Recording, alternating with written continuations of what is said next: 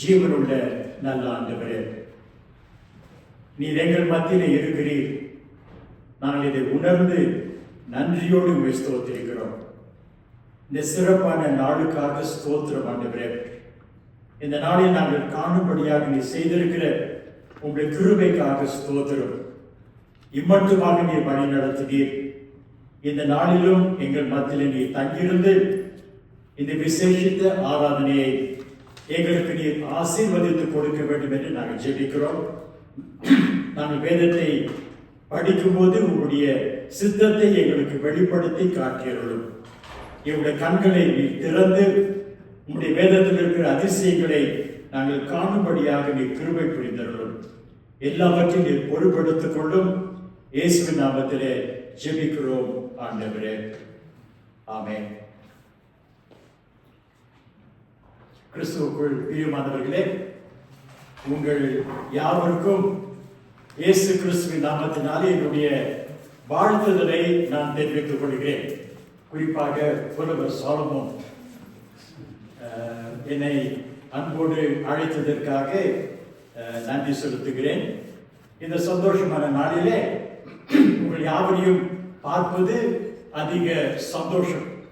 கடவுள் எனக்கு தந்திருக்கிற ஒரு பெரிய கிருபை என்று உணர்ந்து நான் கடவுளுக்கு நன்றி செலுத்துகிறேன். நான் இந்த பிரசங்கத்தை ஆரம்பிப்பதற்கு முன்பாக I just want to say happy birthday to Tamil Gospel Church. Warm greetings, even though it's very cold outside. Warm greetings to each and every one of you.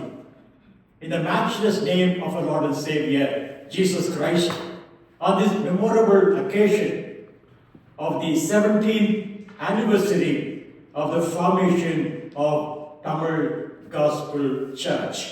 This is nothing but God's grace.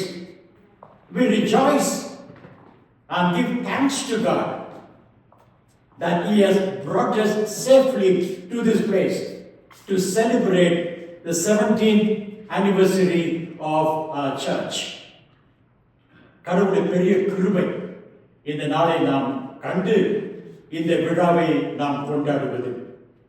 Anniversaries are occasions when we recall the past. பழைய நாட்களை திரும்பி பார்க்கும்படியாக நாம் அழைக்கப்படுகிறோம். கடந்த நாட்களிலே நாம் பெற்றுக்கொண்ட நன்மைகளை நினைத்து பார்க்கும்படியாக, கடவுள் நமக்கு செய்த ஆசீர்வாதங்களை நினைத்து பார்க்கும்படியாக, நாம் நினைப்பதற்கும் கேட்பதற்கும் மேலாக இம்மட்டுமாக நம்மை வழிநடத்தி கண்ணின் மணியை போல நம்மை பாதுகாத்து நம்மை காத்து வழிநடத்தி கொண்டு வந்த ஆண்டவர் செய்த எல்லா நன்மைகளையும் நாம் நினைத்து பார்க்கும்படியாக இந்த நாளிலே நாம் அழைக்கப்படுகிறோம். So anniversaries are occasion when we recall the past, everything that you have received in the days past. How wonderfully the Lord has guided and led us. How wonderfully the Lord provided all our needs and our necessities and has brought us together this evening to celebrate this important occasion. நான் சில சமயத்தில் வசனத்தை சொல்லும்போது நீங்கள் எடுத்து வாசித்தீங்கன்னா எனக்கு ரொம்ப சந்தோஷம். So in that way I can keep yourself occupied. நீங்கள் தூங்க வேண்டியதில்லை இல்லையா? யாராவது இந்த உபாகமம் 8ஆம் அதிகாரம் 2ஆம் வசனம், உபாகமம் 8ஆம் அதிகாரம் 2ஆம் வசனம் யாராவது வாசிக்கிறீங்களா சத்தமா?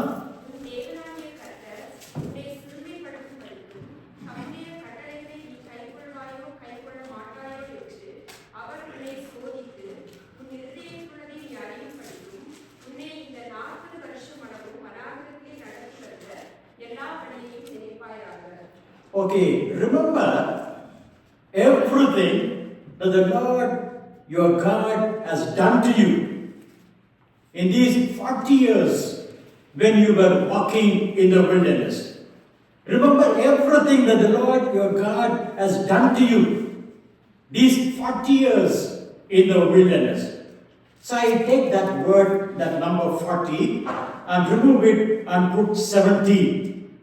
So remember everything that the Lord your God has done to you the past 17 years, கடவுள் நமக்கு இந்த 17 ஆண்டுகளாக செய்த ஏராளமான நன்மைகளை நாம் நினைத்து பார்க்கும்படியாக நாம் அழைக்கப்படுகிறோம்.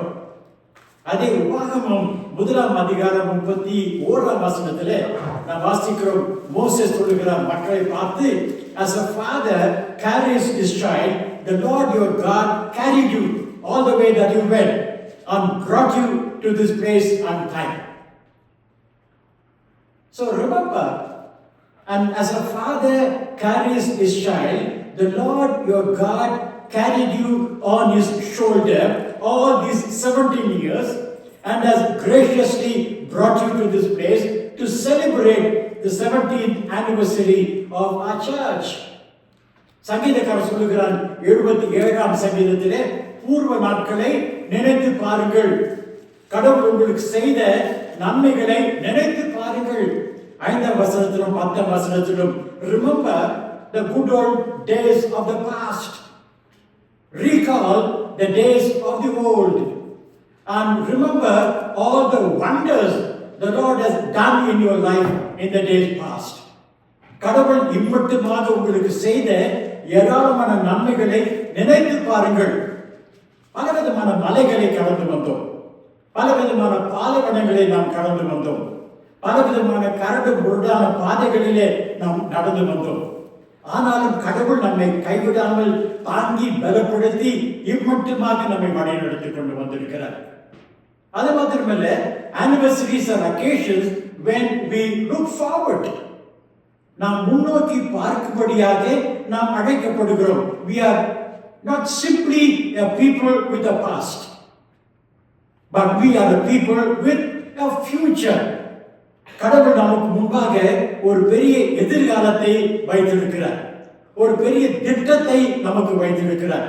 இந்த திருச்சபைக்கென்று ஒரு பெரிய திட்டத்தை அவர் வைத்திருக்கிறார். அதனால்தான் இம்மட்டுமாக கடவுள் நம்மை வழிநடத்தி கொண்டு வந்திருக்கிறார்.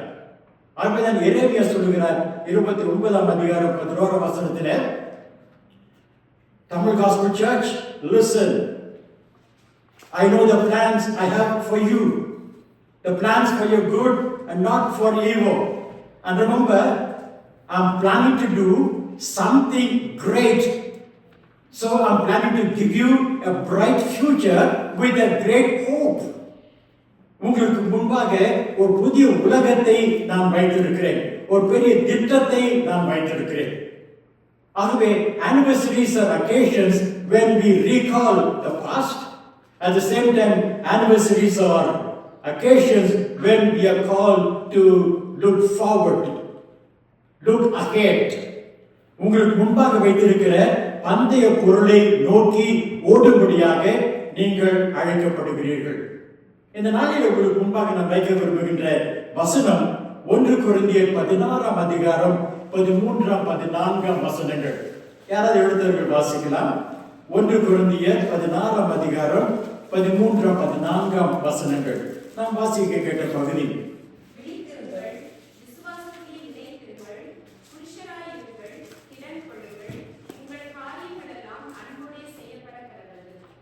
Okay, I'll put it this way. Be watchful. Keep your eyes open. And then stand firm in your faith. In other words, plant your feet firmly. And then have a courageous heart. Be courageous. Be bold. Be active. And then, கடைசியாக அவர் சொல்கிறார், cultivate a loving attitude. Whatever you do, do it with love. Let everything that you do be done with love. So these are the 4 things that I would like to place before you. And these are the 4 things that Paul gave to the Christians at Corinth. He said, keep your eyes open, plant your feet firmly, have a courageous heart, cultivate a loving attitude. இந்த Corinth பட்டணம் ஒரு சிறப்பான ஒரு பட்டணம், ஒரு பெரிய வியாபார ஸ்தலம், ஒரு cosmopolitan city. Like a magnet, it was drawing people into the city. So a lot of Jews Greeks and Romans entered into that city. அப்படிப்பட்ட ஒரு பெரிய நகரம் இந்த கொரிந்து பட்டணம். சரித்திரம் என்ன சொல்லுகிறது என்றால், இயேசுவானவர் பிறப்பதற்கு 150 ஆண்டுகளுக்கு முன்பாக those people protested against the Roman rule. So the Romans came against the people and they completely destroyed the city. They completely demolished the nation. இந்த உலக வரலாற்றிலே அந்த கொரிந்து பட்டணம் இல்லாதபடி முழுவதுமாக அழிக்கப்பட்டது. ஆனால் 50 ஆண்டுகளுக்கு முன்னாலே இயேசுவானவர் பிறப்பதற்கு ஜூலியஸ் சீசர் வந்து என்ன செய்கிறார்?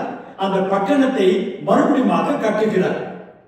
மறுபடியும் அந்த பட்டணம் ஒரு வியாபார ஸ்தலமாக மாறி ஏராளமான மக்களை அந்த நாட்டுக்குள்ளே அழைத்துக் கொண்டு வந்தது. இயேசுவானவர் உயிர்த்தெழுந்து 20 ஆண்டுகளுக்கு பிறகு அப்போஸ்தலனாகிய பவுல் அந்த பட்டணத்துக்கு வருகிறார். During his second missionary journey, he came to Corinth. And then there he saw plenty of Jewish people, Greek people, and Romans. And there were two people, Priscilla and Aquila. And joining with these two people, Paul started a church at Corinth during his second missionary journey. ஒரு சிறிய திருச்சபையை அங்கே அவர் கட்டினார். அந்த திருச்சபை வளர ஆரம்பித்தது. வளர வளர வளர ஏராளமான பிரச்சனைகளும் அந்த திருச்சபைக்குள்ளே வர ஆரம்பித்தது. மக்களுக்குள்ள போராட்டங்கள், பிரிவினைகள், மன வேறுபாடுகள் ஏராளமாக வர ஆரம்பித்தது. இதை பவுல் கேள்விப்படுகிறார். கேள்விப்பட்டு என்ன செய்கிறார்? ஒரு கடிதம் ஒன்று எழுதுகிறார். ஒரு கடிதத்தை எழுதி அந்த மக்களுக்கு அனுப்புகிறார். என்ன சொல்லுகிறார்? நீங்கள் எல்லாரும் ஆண்டவராலே அழைக்கப்பட்டவர்கள் அல்லவா? You are all born again Christians. கடவுள் உங்களை தெரிந்து கொண்டிருக்கிறார், அழைத்து உங்களை இந்த திருச்சபையில வைத்திருக்கிறார். ஆனால் இன்னும் நீங்கள் குழந்தைகளாகவே இருக்கிறீர்கள். இன்னும் நீங்கள் வளரவே இல்லை. நீங்கள் வளர வேண்டும் வளர வேண்டும் என்ற நோக்கத்தோடு இந்த கடிதத்தை நான் உங்களுக்கு அனுப்புகிறேன். அந்த கடிதத்தை அனுப்பும்போது 4 புத்திமதிகளை அவர் கொடுக்கிறார். அவர் காரணத்தோடு தான் அந்த 4 புத்திமதிகளை அவர் கொடுக்கிறார். இந்த 4 புத்திமதிகளை தான் இந்த 17ஆம் ஆண்டை கொண்டாடி கொண்டிருக்கிற உங்களுக்கு முன்பாக நான் வைக்க விரும்புகிறேன். அவர் கொடுத்த முதல்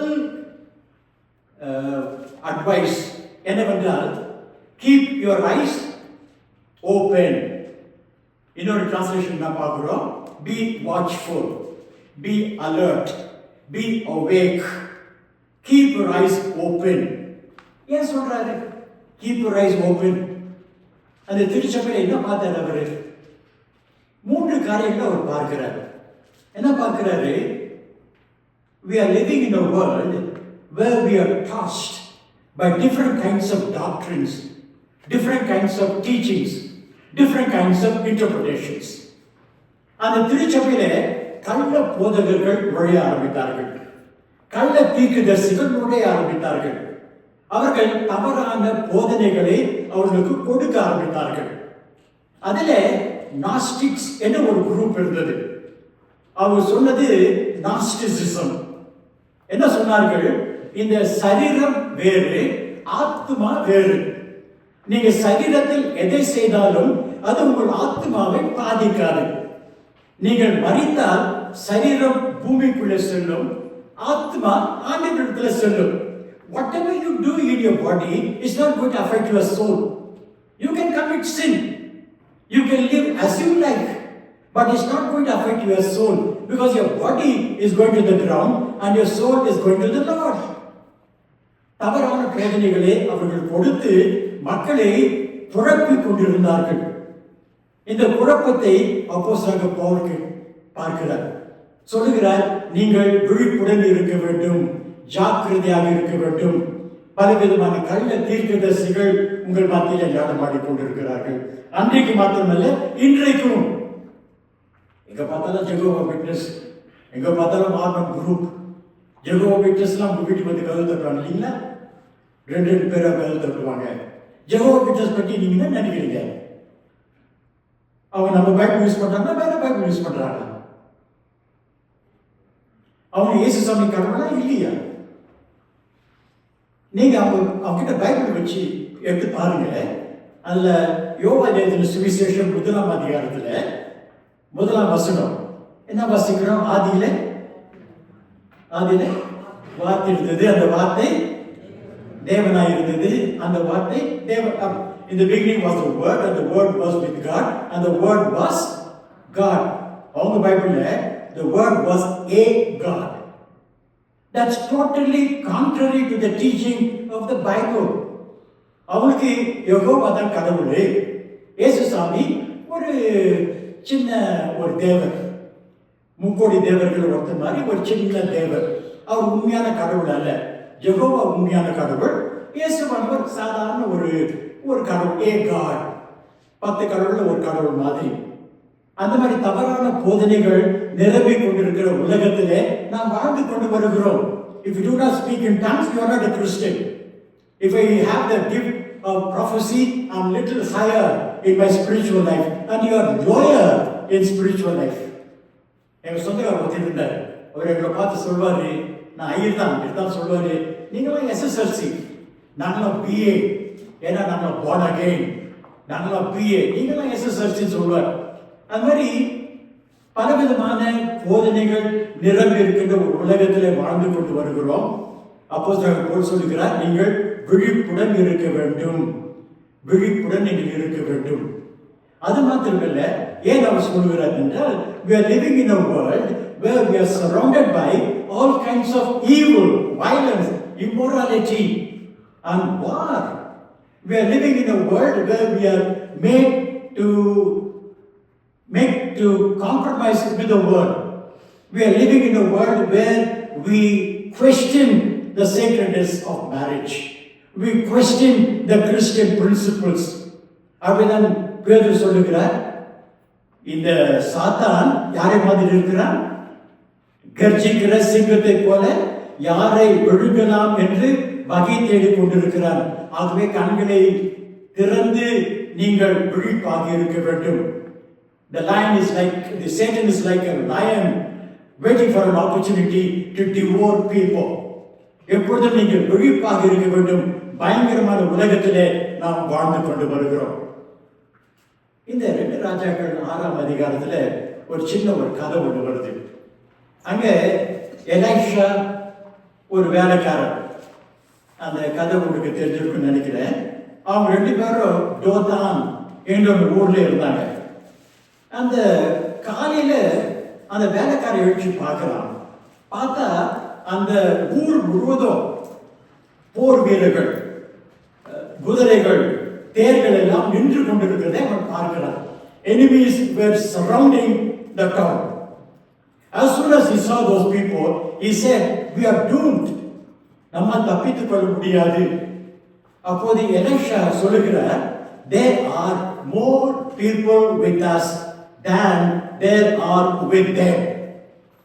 நம்மோடு இருக்கிறவர்கள் அவர்களோடு இருக்கிறவர்களை விட அதிகமானவர்கள்.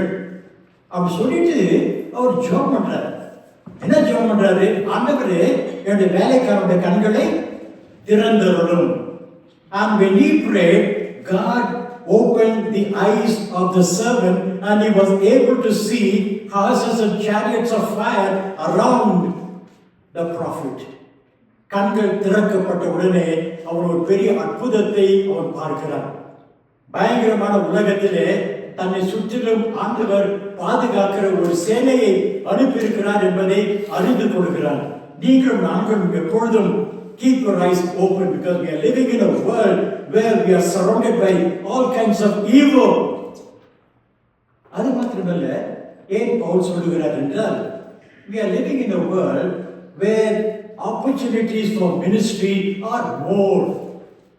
ஏராளமான ஊழி செய்வதற்கு வேண்டிய திறப்பு வாசலை ஆண்டவர் வைத்திருக்கிறார். ஒரு சமயத்தில் ஏசாமி சமாரியா ஸ்ரீ பேசிட்டு இருக்கிறார். யோவான் 4ஆம் அதிகாரத்தில் அந்த சமாரியா ஸ்திரீ தன்னுடைய ஊரில் இருக்கிற மக்களை அழைத்து கொண்டு வருவதற்காக போயிருக்கிறார். அப்போது அவருடைய சீஷர்கள் எல்லாரும் வருகிறார்கள். அப்போது ஆண்டவர் அவளை பார்த்து சொல்லுகிறார், keep your eyes open, look ahead, the harvest is plenty, harvest is plenty. அவர் சொல்லுகிற கண்களை உயர்த்தி பாருங்கள், அதோ அறுவடைக்கென்று நிலம் ஆயத்தமாக இருக்கிறது. நமக்கு முன்பாக ஏராளமான சமயங்கள், சந்தர்ப்பங்கள், ஆண்டவருக்கு ஊழியம் செய்யக்கூடிய வாய்ப்புகளை ஆண்டவர் நமக்கு முன்பாக வைத்திருக்கிறார். நாம் அவைகளை உபயோகப்படுத்தி ஆண்டவருக்கென்று ஊழியம் செய்யும்படியாக அழைக்கப்படுகிறோம். So keep your eyes open because there are lot of opportunities to serve the Lord. The Lord has placed an open door before us. Plenty of ways through which you can make your presence felt in the world. ஆகவே அப்போஸ்தலனாகிய பவுல் சொல்கிறார், keep your eyes open. ஏனென்றால் பலவிதமான தவறான போதனைகள் நிரம்பி இருக்கிற உலகத்திலே நீங்கள் வாழ்ந்து கொண்டு வருகிறீர்கள். பலவிதமான தீமைகள் நிறைந்திருக்கிற உலகத்திலே நீங்கள் வாழ்ந்து கொண்டு வருகிறீர்கள். அது மாத்திரமல்ல, ஏராளமான ஊழியம் செய்யக்கூடிய வாய்ப்புகள் நிறைந்த உலகத்தில் நீங்கள் வாழ்ந்து கொண்டு வருகிறீர்கள். ஆகவே keep your eyes open. இரண்டாவது கொடுக்கிற புத்திமதி என்ன ஞாபகம் இருக்கா உங்களுக்கு? இரண்டாவது என்ன புத்திமதி கொடுத்தாங்க? முதல்ல keep your eyes open, then second one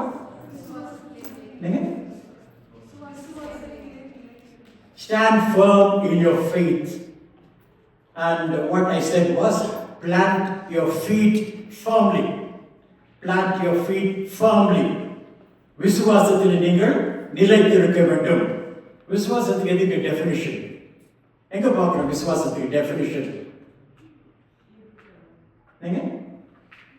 Hebrew chapter 11 verse 1. What do we see? The definition for faith. விசுவாசம் என்பது நம்பப்படுகிறவர்களின் உறுதியும் காணப்படாதவைகளின் நிச்சயமாய் இருக்கிறது. ஓகே, இது என்னுடைய வாழ்க்கையில நடக்கும் என்று நான் உறுதியாக நம்புகிறேன்.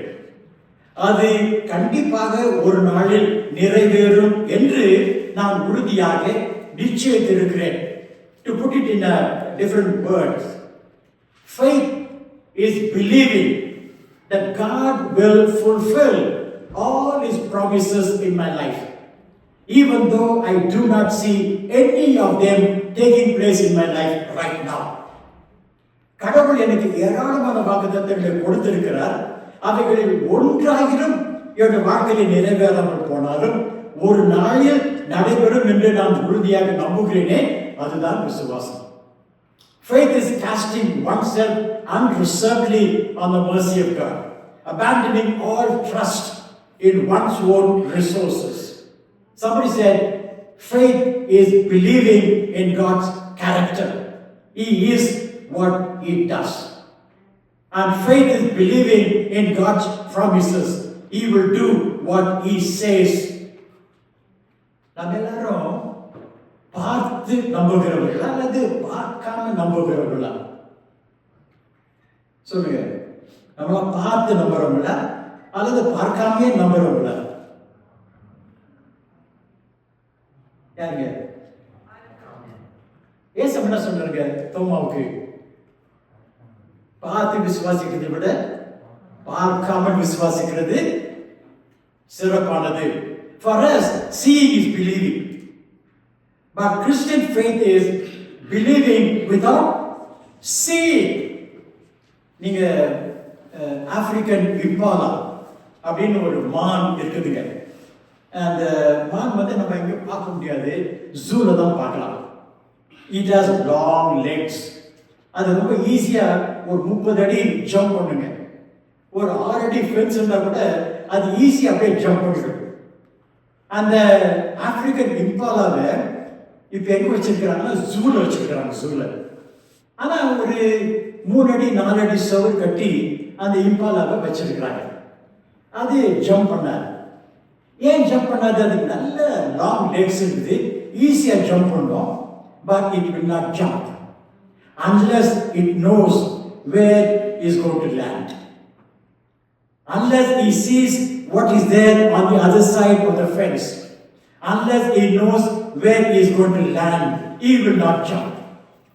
அங்கே என்ன இருக்குது என்று பார்த்த ஒழிய இந்த ஆப்பிரிக்கன் இம்பால ஜம்ப் பண்ணார். ஆனால் ஆண்டவர் சொல்றாரு, அது விசுவாசம் அல்ல. நாம் பார்க்காமல் போனாலும் குதிப்பதுதான், என் கண்களினாலே தெரியாமல் போனாலும் குதிப்பதுதான் விசுவாசம். அதுதான் ஆபிரகாமின் விசுவாசம். ஆண்டவர் சொன்னார், நீ நான் காண்பிக்கிற தேசத்துக்கு நீ போ. எங்க எப்படி எப்படி ஜம்ப் பண்றது, என்ன இருக்குது ஒண்ணும் தெரியாது. But God simply said go, and he went and he jumped, and that is faith. ஒரு பெரிய பில்டிங் நெருப்புல பத்திக்கிச்சுங்க. அந்த 2வது மாடியில ஒரு சின்ன பையன் மாட்டிட்டான். அவங்க அப்பா கிரவுண்ட் ஃப்ளோர்ல நிக்கிறார். அவர் பார்க்கிறாரு, பையன் 2வது மாடியில் இருக்கிறான், சுத்தி நெருப்பு புகை. அந்த பையன் அங்க அழுது கொண்டிருக்கிறான். அப்பா சொல்றாரு, son, don't cry, jump and I will catch you. The son says, Daddy, I cannot see you. I cannot see you. How can I jump? The father says, even if you cannot see me, but know that I'm here, you simply jump and I will carry you. அவன் குதிக்கிறான். அதுதான் விசுவாசம். பார்க்காமல் போனாலும் குதிப்பதுதான் விசுவாசம். இந்த 2ஆம் உலக யுத்தத்தில் யூதர்கள் பாதிக்கப்பட்ட போது ஒரு யூதன் ஒரு குகையிலே ஒளிந்து கொண்டிருந்தானாம். அப்பொழுது எந்த நிமிஷத்திலும் ரோம அதிகாரிகள் வந்து தன்னை பிடித்துக் கொள்வார்கள் என்ற பயத்தோடு இருந்த போது அந்த குகையிலே அவன் எழுதினான். என்ன எழுதினான்? I believe in the sun, even if it does not shine. I believe in love, even when it does not show. I believe in God, even if He does not speak. அதுதான் faith. அந்த விசுவாசத்தை தான் நீங்களும் நானும் பெற்றுக்கொள்ளும்படியாக அழைக்கப்படுகிறோம். இங்கே பவுல் சொல்லுகிற தெளிவாக, keep your eyes open and then plant your feet firmly. Stand firm in your faith. 3வது கொடுக்கிற அட்வைஸ் என்னவென்றால், have a courageous heart. பலம் கொண்டு திடமனதாய் இருங்கள். ஏன் சொல்றாரு பலம் கொண்டு திடமனதாய் இருங்கள் என்று? இந்த கடிதத்தை எழுதும் போது ரோம ராஜாவாக இருந்தது நீரோ ராஜா. அந்த நீரோ ராஜாவுடைய சமயத்தில் ஒரு பயங்கரமான பர்சிக்யூஷன். ஏராளமான கிறிஸ்தவர்கள் they were considered anti-national, anti-social and anti-Roman, and wherever they went they were persecuted by the Jewish people and also by the Roman authorities. எங்க போனாலும் அவர்கள் தப்பிக்க முடியவில்லை. பல இடங்களுக்கு சிதறி ஓடினார்கள். அப்போது பவுல் எழுதுகிறார், நீங்கள் பலம் கொண்டு திடமனதாய் இருங்கள், ஏனென்றால் கடவுள் உங்களோடு கூடியிருக்கிறார். நீங்கள் கடவுளுக்கு சாட்சி கொடுக்கும் போது உபத்திரவங்கள் வரலாம், துன்பங்கள் வரலாம், உங்களுக்கு மரணம் கூட ஏற்படலாம். ஆனாலும் திடம் கொண்டு பலமாயிருங்கள், நான் உலகத்தை ஜெயித்தேன். ஆகவேதான் ஆண்டவர் யோசுவாவுக்கு சொல்லுகிறார், as I was with Moses, I will be with you. I will never leave you nor forsake you. Be strong and of good courage, for the Lord your God is with you wherever you go. பலம் கொண்டு திடமனதாய் இருங்கள். Bishop Polycarp பற்றி கேள்விப்பட்டிருக்கிறார். Bishop of Smyrna. Smyrna ஒரு பட்டணத்தில் இந்த 2ஆம் நூற்றாண்டில் ஒரு பிஷப்பாக இருந்தார், பிஷப் பாலிகாப். அவருக்கு 84 வயசு. அவர் என்ன பண்ணிட்டாங்க, அவரை பிடிச்சி ராஜாவுக்கு முன்பாக கொண்டு வந்தார்கள். கொண்டு வந்து அந்த ராஜா சொன்னார், உனக்கு உன்னுடைய உயிர் வேண்டுமா அல்லது இயேசுவானவர் வேண்டுமா? இயேசுவானவர் வேண்டும் என்றால் நீ மரிக்க வேண்டும். உனக்கு உயிர் வேண்டும் என்றால் இயேசுவானவரை நீ மறுதலிக்க வேண்டும். அப்போது அந்த பாலிகாப் பிஷப் சொல்லுகிறார், 84 ஆண்டுகளாக கடவுள் என்னை அற்புதமாக வழி நடத்தினார். ஒரு தீமையும் எனக்கு அவர் செய்யவில்லை. எப்படி நான் அவருக்கு நான் மறுதளிப்பேன்? அவரை உயிரோடு எரித்தார்கள். He was burnt alive and he was courageous and he was ready to pay the price for saying that Jesus is my savior. அந்த திட மனது உங்களுக்கு எனக்கும் வர வேண்டும்.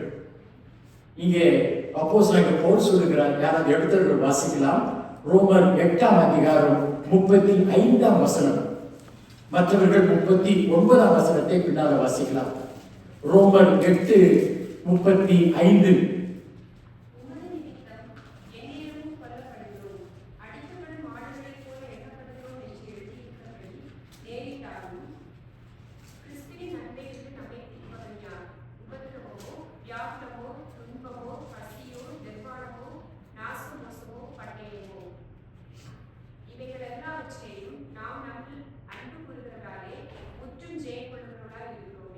Okay, here Paul says hardship or distress or persecution or famine or nakedness or peril or sword, nothing can separate us from the love of Jesus Christ.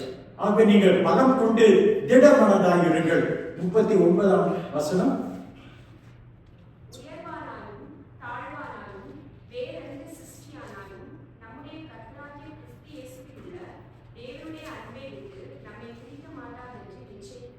Neither death, nor life, nor angels, nor rulers, nor things present, nor things to come, nothing will separate us from the love of Jesus.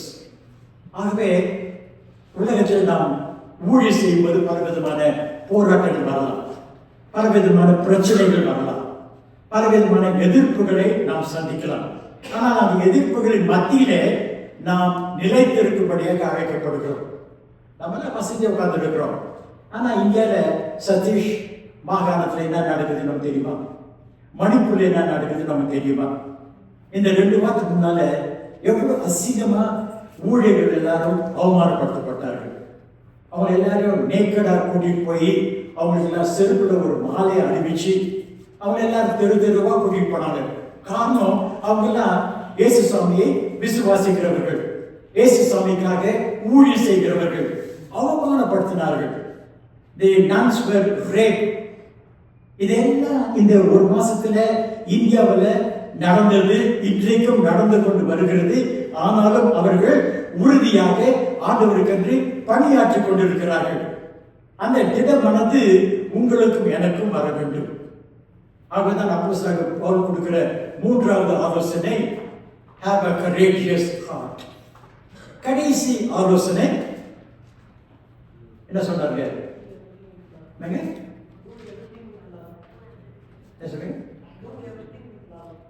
Okay, do everything with love.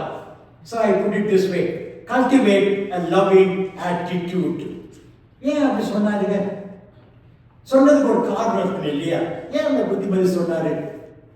அந்த Corinth திருச்சபையில யூதர்கள் இருந்தார்கள், கிரேக்கர்கள் இருந்தார்கள், ரோமர்கள் இருந்தார்கள். எல்லாருக்கும் பல விதமான தாளந்துகள் கொடுக்கப்பட்டிருந்தன. ஆனால் அங்கே குறைவாக காணப்பட்டது அன்பு. Now all those people use their talents for their own glory, for their own personal benefit. Instead of using those talents to build the church, they were using it for their own personal glory, for their personal benefit. இதை அப்போஸ்தலனாகிய பவுல் பார்க்கிறார். அந்த திருச்சபையிலே அன்பு குறைவாக இருந்தது. இதை அப்போஸ்தலனாகிய பவுல் பார்த்து என்ன சொல்லுகிறார்? உங்களுக்கு ஏராளமான தாளந்துகள் இருக்கின்றன, ஆனால் உங்களிடத்திலே அன்பு இல்லை. ஆகவே இனிமேல் நீங்கள் எதை செய்தாலும் அன்போடு நீங்கள் செய்யுங்கள். Whatever you do, do it in love and with love. That's the most important thing. That's why he said in 1 Corinthians chapter 13, you may have all the talents, but if you do not have love, you are nothing. Your Christian life is a waste. Love believes all things, hopes all things, endures all things, and believes all things. இந்த அன்பு உங்களிடத்தில் இல்லை, ஆகவேதான் உங்களுக்கு பிரச்சனை. இந்த அன்பிலே நீங்கள் நிலைத்திருக்க வேண்டும். தாளந்துகள் இருந்தால் மட்டும் போதாது, அன்பிலே நீங்கள் நிலைத்திருக்க வேண்டும். இந்த புத்திமதி தான் இன்றைக்கு நமக்கு கொடுக்கிறார். திருச்சபையில பிரச்சனைகள் வரலாம், போராட்டங்கள் வரலாம். நான் 58 வருஷமா ஐயரா இருக்கிறேன். பல கோயில நான் ஐயரா பணியாற்றி இருக்கிறேன். பல பாஸ்டர் கமிட்டி மீட்டிங்கை நான் பார்த்துருக்கிறேன். இந்தியாவில் பார்த்தீங்கன்னா எல்லா பாஸ்டர் கமிட்டி மீட்டிங்கும் 2 குரூப் இருப்பாங்க, இல்லை 2 கட்சி இருக்கும் ஒவ்வொரு சர்ச்சுக்கும். நான் அரக்கோணத்தில் வேலை செய்தேன். அந்த கோயிலை எப்போ பார்த்தாலும் 2 கட்சி. எது கேட்டாலும் கருப்பு கொடி காட்டுவாங்க, எது கேட்டாலும் பிட் நோட்டீஸ் போடுவாங்க, எது கேட்டாலும் டெமான்ஸ்ட்ரேஷன், எது கேட்டாலும் அடிதடி சண்டை. இதான் காரணம் சொன்னா அங்க அண்டர்ஸ்டாண்டிங் கிடையாது, அன்பு கிடையாது. எப்போ பார்த்தாலும் சண்டை. சில சமயத்துல போலீஸை வச்சு தான் எலெக்ஷன் நாங்கள் நடத்துவோம். அந்த மாதிரி ஒரு சூழ்நிலை அரக்கோணத்துல, மதுராந்தகத்துல நான் வேலை செய்யும் போதெல்லாம் அதெல்லாம் பார்க்கும்போது நம்ம திருச்சபையில பிரச்சனைகள் வரலாம். நம்ம எப்பொழுதும் ஒரு 10 பேர் ஒன்னா சேரும் போது எல்லாருக்கும் ஒரே ஒரு சிந்தனை இருக்காது. பலவிதமான மன வேறுபாடுகள் தோன்றலாம். ஆனால் மன கசப்பு இல்லாமல், எரிச்சல் இல்லாமல், கோபம் இல்லாமல் அன்போடு நாம் பழக கற்றுக்கொள்ள வேண்டும், வாழ நாம் கற்றுக்கொள்ள வேண்டும். எல்லாத்தையும் நம்ம கோபம் வந்துடும் இல்லையா? எல்லாத்துக்கும் கோபம் வந்துடும். My way or no way. Pastor committee மீட்டிங்ல ஐயே நான் சொல்றதான் நடக்கணும், நடக்கலைன்னா நான் எழுச்சி போயிடுவேன். எல்லாத்துக்கும் நமக்கு கோபம். But we don't keep our anger under control, because uncontrolled anger will spoil your relationship with God and also spoil your relationship with your neighbor, and it will make you to commit a sin. And I'll keep your anger under control. That's why Paul said, be angry but do not sin, and settle it before the sun goes down. அன்பு உங்களிடத்திலே காணப்பட வேண்டும். இந்த 4 புத்திமதிகள் இன்றைக்கு நமக்கு கொடுக்கப்படுகிறது. 17ஆம் ஆண்டை நாம் முடித்துவிட்டு 18ஆம் ஆண்டுக்குள்ளே நாம் நுழைய போகிறோம். நம்முடைய திருச்சபை ஆண்டவரால் கட்டப்பட்ட ஒரு திருச்சபை. It has touched the lives of many people in New Jersey, whether you know or not. Your church has touched the lives of many people in this New Jersey, and your church has remained as a refuge of faith, as a beacon of hope, and a center of religious worship for many people in this place. இத்தகைய ஒரு பெரிய ஆசீர்வாதத்தை உங்களுக்கு கொடுத்து இந்த திருச்சபையில் உங்களை வைத்திருக்கிறார். ஆகவே ஆண்டவர் சொல்கிறார், எப்போதும் உங்கள் கண்களை திறந்து வைத்துக் கொண்டிருங்கள், ஜாக்கிரதையாக இருங்கள். அது மாத்திரமல்ல, plant your feet firmly, stand firm in your faith all the time, and also have a courageous heart. God is with you, and whatever you do it with love, and then surely there will be unity in the church. இந்த திருச்சபை ஆண்டவரால் கட்டப்பட்ட ஒரு திருச்சபை. In this church we are all united as one family.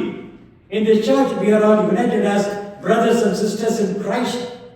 There should not be any division or dissension in our church. We must all remember that we are brothers and sisters in Christ. ஒரு சம்பவத்தை சொல்லி நான் முடித்துக் கொள்கிறேன். Have you heard about redwood trees of California? Redwood trees of California. என்ன சிறப்பு அந்த மரத்தை பற்றி? Very tall trees, isn't it? The tallest trees in the world. And some of them grow up to 300 feet. And they live for 2,000 years. When you see these tall trees, you may think that the roots go very deep and deep under the earth. No. The roots are very shallow, but they are intertwined under the earth. And they are locked to each other under the earth. Rain may come, wind may come. The tall trees will not fall because the roots are all intertwined under the earth. And they are locked to each other. They support each other. There is unity. But ஆழமான குடை கிடையாது. கீழே அது வேறலாம். They are all intertwined together. And they support each other. And they don't fall. And that kind of unity should be there in our church. If you have that unity, then you will stand tall in the world. And on this special occasion, I just want to wish you God's blessings. The Lord says, my everlasting love will not disappear from you. My compassion will never move from you. All the mountains that you see will crumble one day. All the hills that you see will disappear one day. But my covenant of love will not disappear, and my peace will not be removed from you, and they will be with you forever. இதை மனதில் கொண்டு நாம் இந்த திருச்சபையை நடத்தி செல்வோம். இம்மட்டுமாக நடத்தின ஆண்டவர் இனி வரப்போகிற நாட்களிலும் நம்மை வழிநடத்தி நம்மை பாதுகாத்து எல்லா வகையிலும் நம்முடைய திருச்சபை ஆவிக்குரிய வாழ்க்கையில வளர்ந்து சாட்சி கொடுக்கிற ஒரு திருச்சபையாக இருக்க ஆண்டவர் கிருபை செய்வாராக. இந்த நேரத்தில் pastor Solomon, under his leadership, the church is growing. I'm so happy to see my son Solomon to be the pastor of this church, and he's doing a wonderful job. So Solomon and Preeti, they are my children, and Robin and Reshma, they are my grandchildren. And as you all know very well, and Solomon's father and I worked together 20 years in the Diocese of Madras, and we were very close friends, and we are very, very thankful to God for Solomon, and the Lord is using him mightily in the church, and may the Lord be with him and bless him. Once again, thank you so much, and God bless you.